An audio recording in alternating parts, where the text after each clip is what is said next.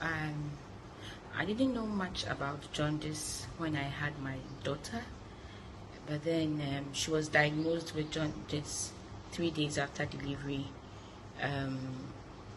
I wanted to do exclusive breastfeeding, but the breast wasn't coming at the milk wasn't coming at the beginning. So, not being a new mom and not knowing what to do, I kept on trying to breastfeed, not knowing I should have at least given her something in the meantime, whilst trying to get the breast and all of that, get the breast milk and all of that.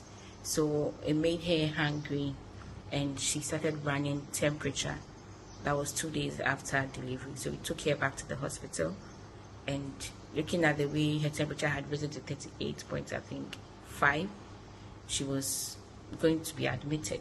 So the following day after admission, the doctor diagnosed her with jaundice, and she was put under the phototherapy machine.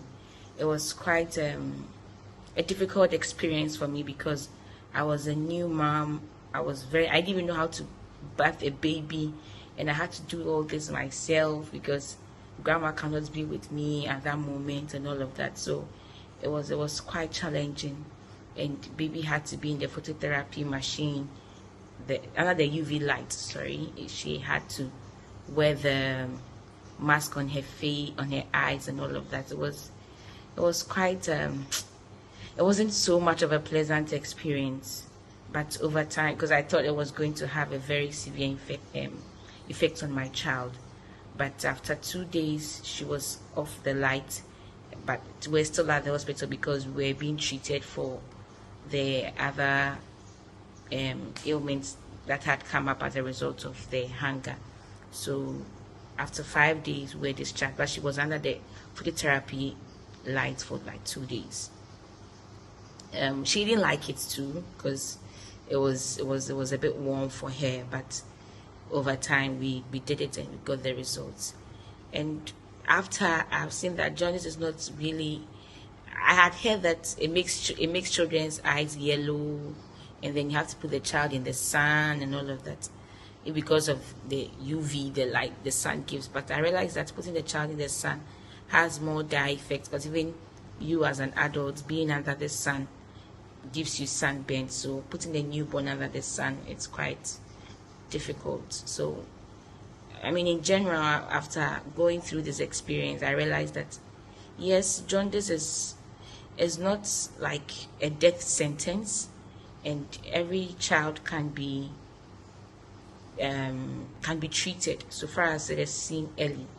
So early detection is key, and as soon as you see that your child's skin is becoming yellowish, please do not hesitate to go to the hospital to get things done right.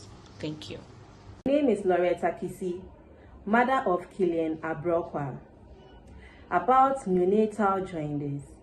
I had heard very little about neonatal jaundice until my son was diagnosed with it.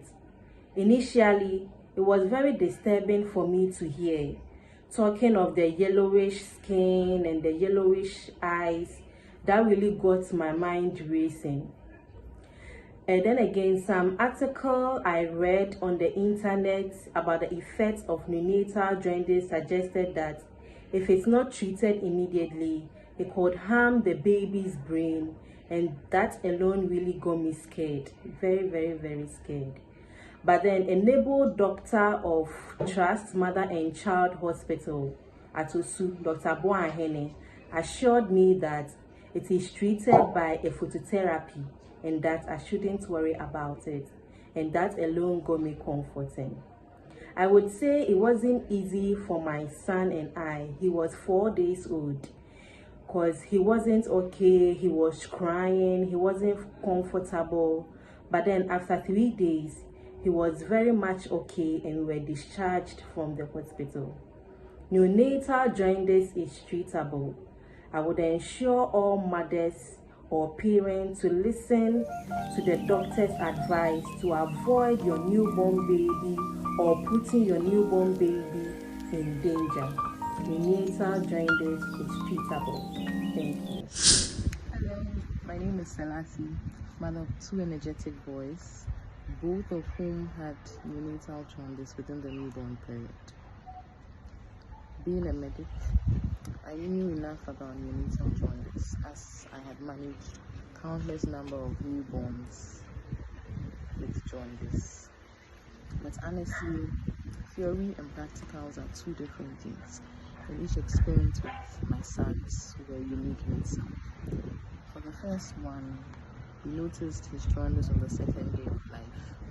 We did our phototherapy, we did our labs. By the third day of admission, he was fine enough to be discharged home.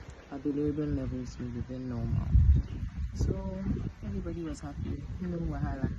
But I knew that in subsequent pregnancies, we needed to be more vigilant. With my second son, on the day of birth, we realized that he was jaundiced. I alerted my medical team, they confirmed it. We started our phototherapy, we did our labs as well.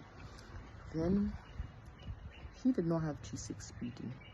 We found out that there was AGO incompatibility and then breastfeeding jaundice.